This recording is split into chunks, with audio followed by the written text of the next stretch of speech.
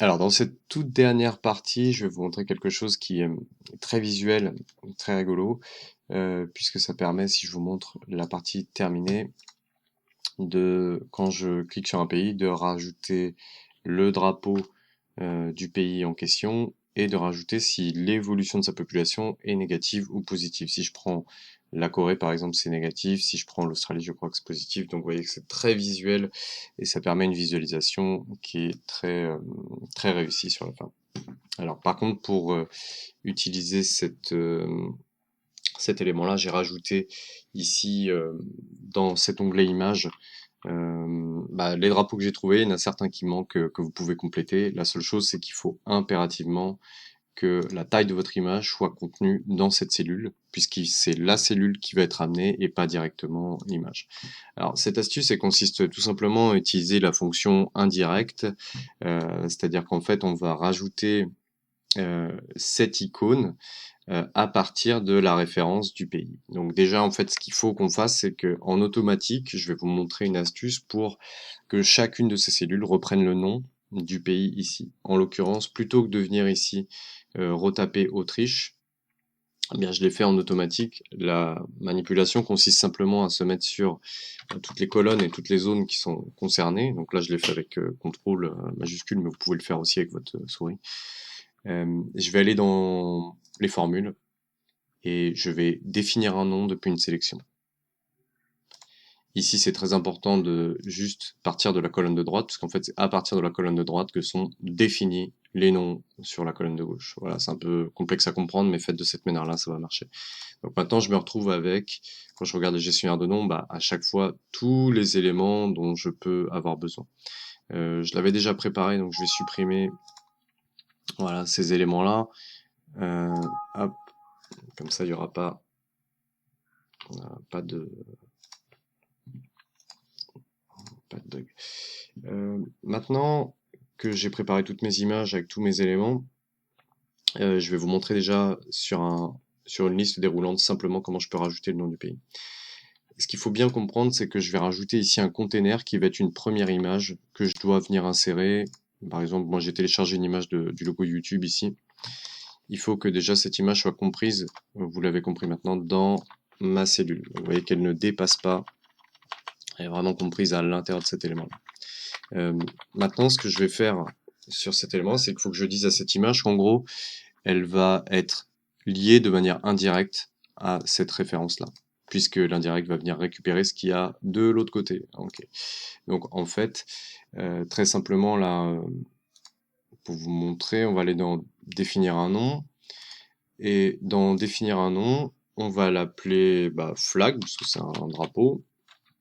Et en fait, fait référence à, c'est là où il faut que j'enlève le égal, fait référence de manière indirecte à quoi? Fait référence de manière indirecte à l'élément sur lequel j'affiche le nom. C'est comme ça qu'il puisse savoir à quel endroit j'ai cet élément-là. Donc je vais lui dire OK. Et maintenant, il me reste à lui dire que cet élément-là, cette image-là, on a défini un nom à l'intérieur sur lui, mais il faut aussi que je lui dise que c'est équivalent à flag. OK? Donc là, maintenant, vous voyez que ça marche en fait directement. Et vous voyez que ça a rajouté la taille de cette cellule-là. C'est pour ça qu'il faut que ce soit compris à l'intérieur. Et maintenant, si je change ici, je vais prendre Autriche, Italie, etc. Vous voyez que c'est magique. Ça me permet d'avoir cet élément. Alors, on va faire exactement la même chose, mais cette fois-ci, c'est pas par rapport à une liste, mais c'est par rapport à notre nom de pays ici. Première chose, je vais sélectionner le fond de mon tableau de bord. Au niveau du remplissage, je vais dire que j'ai aucun remplissage. Pourquoi? Parce qu'il faut que je puisse venir récupérer ce qui est caché un peu en dessous, c'est-à-dire le pays qui est ici. Alors pour l'instant, je peux venir le sortir et le mettre sur cet élément-là. Et ce dont j'ai besoin aussi, c'est sortir le down. C'est simplement pour pouvoir les manipuler plus facilement. Alors, maintenant, il faut que j'intègre une image à l'endroit où je veux avoir les drapeaux. Je vais pouvoir ramener mon remplissage ici. Donc j'ai les deux éléments que je vais piloter en fait. Okay, c'est ces deux éléments-là qui étaient issus d'une formule ou d'une référence qui vont me permettre de déterminer quel drapeau je vais ramener et est-ce que je vais avoir une icône. Là, je vous ai prévu deux icônes à la fin, flèche qui va vers le bas ou flèche qui va vers le haut. Donc premier container que je vais créer ici, je vais me placer n'importe où sur cet élément-là. Je vais cliquer dans Insertion, Image, sur cet appareil, et je vais prendre une icône de YouTube. Ok. Donc cet élément-là, hop, et je vais le mettre en plus petit. Je vais en fait le mettre de la taille à peu près sur... voilà, par exemple, si je le veux juste à côté, je vais mettre quelque chose comme ça, de sorte à ce qu'il ait suffisamment de place, puis je pourrais décaler après sur la suite. Mais je vais avoir certains pays avec des noms assez longs, style Grande-Bretagne, etc. Je vais peut-être réduire un peu cet élément-là, on pourra gérer la taille par la suite. Alors, vous vous rappelez, cet élément-là, on doit lui définir un nom. Donc je vais aller dans Formule, définir un nom. Le nom, bah là, je peux plus l'appeler de la manière dont il a déjà été appelé. Donc on va l'appeler drap ou image, ou voilà, ça va être drapeau par exemple. Et cette image drapeau fera référence de manière indirecte, ici j'ouvre bien la parenthèse, à l'élément qui est contenu dans le tableau, c'est-à-dire au nom. Voilà. Donc là je lui dis OK. Et puis ici, à l'intérieur, il faut bien maintenant que je renomme ce container, pardon, pour lui indiquer que ça va être le drapeau. Il a reconnu que c'était déjà un nom existant, et maintenant vous voyez qu'il me ramène le drapeau du Danemark. Donc ça c'est bon. On va faire pareil. D'ailleurs maintenant je pourrais ranger le mot Danemark en dessous de mon tableau de bord. C'est aussi l'intérêt des tableaux de bord, parce qu'on peut cacher beaucoup de choses derrière, et puis après on va tout figer. Le but c'est surtout de faire de la visualisation. Donc je peux maintenant mettre ce drapeau-là même un peu plus grand.